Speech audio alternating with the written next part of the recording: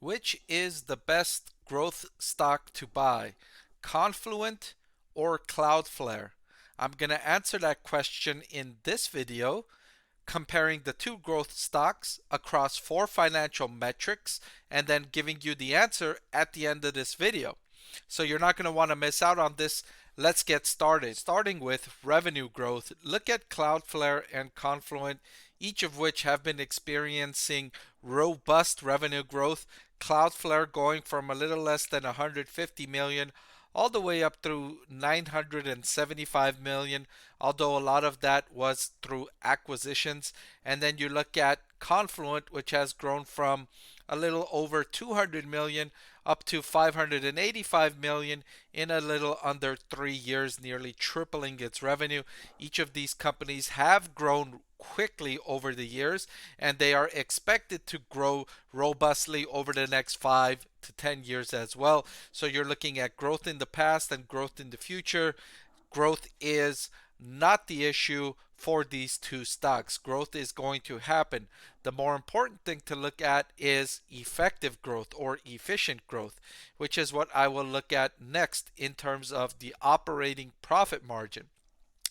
Looking at Confluent operating profit margin over the trailing 12 months, starting in 2021, you had an operating profit margin near negative 100%. That has steadily improved to negative 78.9%. Now, I don't mind companies with negative operating profit margins so long as they're moving in the right direction. And as revenue is growing, they're narrowing their losses. And I do see that with Confluent. As revenue has grown, it's narrowed its operating losses. It's moving in the right direction. The same goes for Cloudflare, from negative 40% operating profit margin up to negative 20%. So growth stocks, it's common for them to be losing money on the bottom line.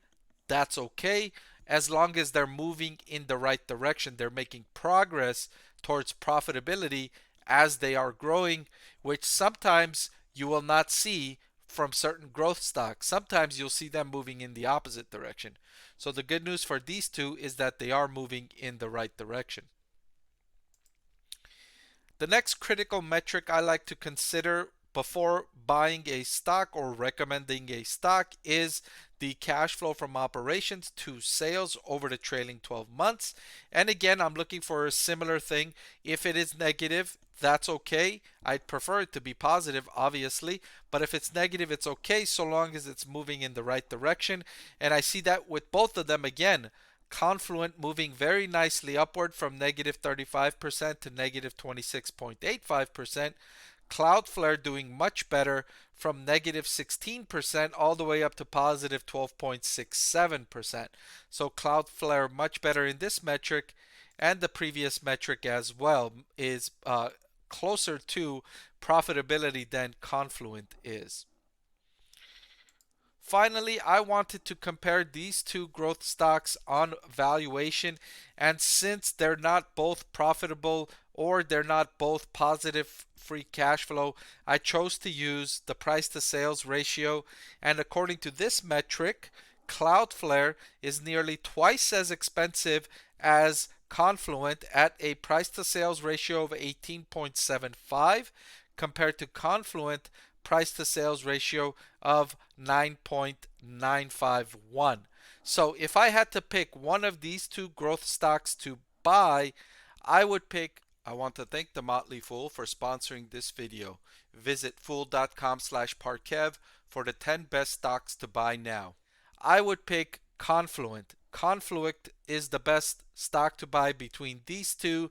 The company's trading at near half the valuation of Cloudflare, and although Cloudflare has made more progress towards profitability and better financial metrics, I don't believe it's worth near twice the value of Confluent. Sure, I would be willing to pay a certain amount of a premium for Cloudflare, but not a near 2x premium for Cloudflare.